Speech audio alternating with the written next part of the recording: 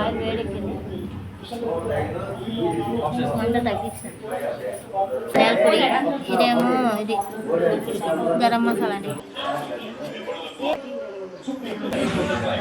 కొబ్బరి మసాలా, టమాటా పండు ఆయిల్ వేసుకోవాలండి. చికెన్ ఎక్కువగా వేయండి, మళ్ళీ ఫ్రై చేసుకోవాలి.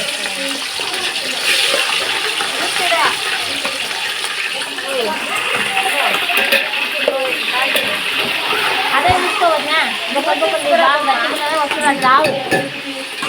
అదే బాగా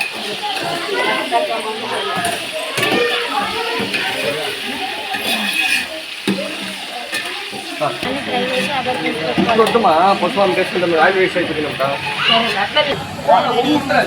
అవుతుందండి.